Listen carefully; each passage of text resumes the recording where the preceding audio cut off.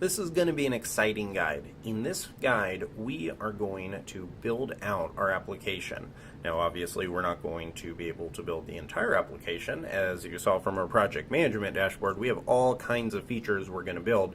But what we are going to do in this guide is actually generate the application. Rails is a very cool framework in the sense that it lets you, with a single command, build an entire app completely from scratch. And so that's what we're going to walk through here.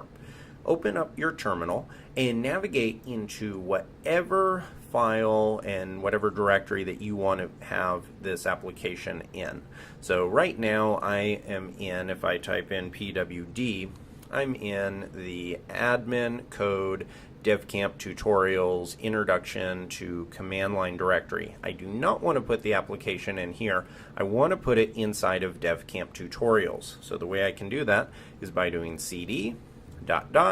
and that's going to take me one step back. As you can see, now I'm located in the DevCamp tutorials directory.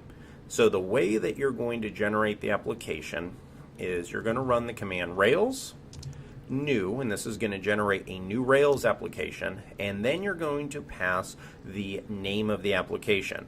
Now, Rails has a kind of specific kind of naming structure. So our application is going to be called DevCamp Portfolio. Now, there are a few things you do not want to do here. So one thing you definitely don't want to do is you don't want to have a space in the name. If you have two names for your app, you put them together just like this. Or the other option you can do, this is called camel case right here. The other thing that you can do is do devcamp underscore portfolio. And this is another perfectly fine naming structure. Make sure you do one of these. I'm going to go with devcamp portfolio, just like this. So that is how you can name it. Now, there are a few options that we're going to pass in. The first option is going to be -T. And what this is going to do is it is going to ensure that Rails does not install the test framework. The test framework in Rails can take up space, and we're not going to be using it in this guide. And in other tutorials, I walk through how to integrate other test frameworks, so there's not really any need to have that code in there. I'm not a fan of having any wasted code in the application, especially when it's as easy to control as this. So -T will remove the tests. Now what I can do is give a --database, because by default, if we tried to run this without the database flag, then what would happen is Rails would use what's called the SQLite database, which is fine for certain things, but it's not something that I'm a huge fan of. I'd much rather walk you through how to use the Postgres database. So in order to do that, we're going to do --database equals Postgres SQL, spelled out exactly like this. And now all we have to do is type return, and then the system is going to go through and create all kinds of files. It's also going to bring in all of the dependencies and everything else that we need in order to build out the application. So depending on your internet speed and the speed of your computer, this could take from a few seconds to a few minutes. And don't worry if none of these really look familiar to you. We're going to walk through all kinds of these and walk through exactly what they do throughout this entire course. But just know that what it's essentially doing when it has these create statements, that means that it's creating new files. So here it's creating files, and it even shows you what directory they're in. So if you have no directory in front of it and you have no path in front of it, it means these items are placed at the very root of your directory, and then these other ones are placed in different folders inside of your application. So this one is in app, assets, config, manifest.js, and go down. This one is in app, models, concerns.keep. If you have never seen this .keep, this is kind of an interesting thing.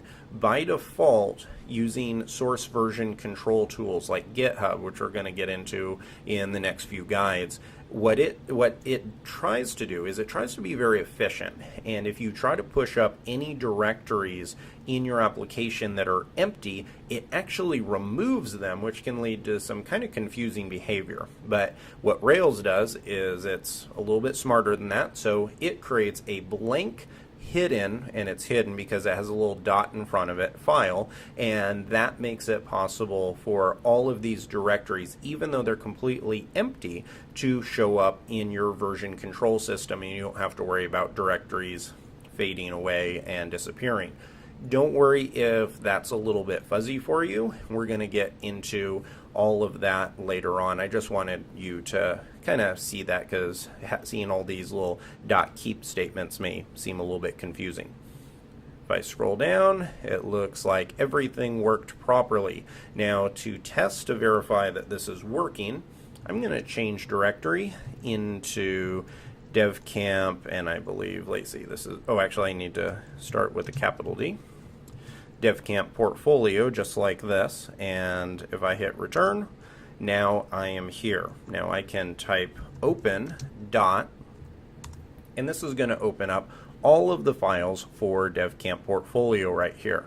I can click on list and see that this created an app directory, created bin, config, all of these kinds of files and directories. If you're new to Rails and this all looks like Greek to you, don't worry, we're going to get into what these all mean. And in fact, we're going to have some guides where we're going to walk through what the files do, what all the files do, and throughout this course, that's pretty much one of the points of the course, and that's why it's called Dissecting Rails, is because we're going to dive into each one of these and see what their purpose is, how you can use them to build applications, and how to use them properly. Now, before we go, let's type in Rails S, and what this is going to do is start the Rails server.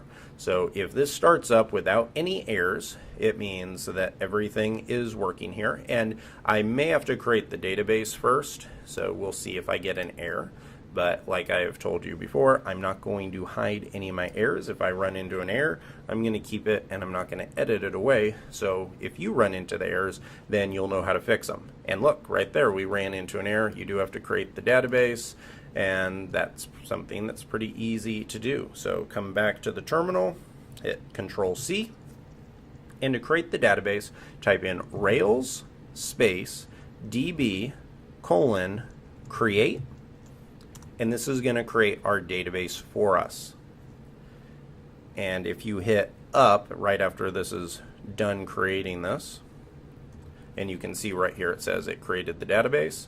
Now if you hit up, get rid of create and type migrate, just like this, M-I-G-R-A-T-E, hit return. This is going to migrate the database, which isn't something that's a big deal right now, but you'll learn later what that represents.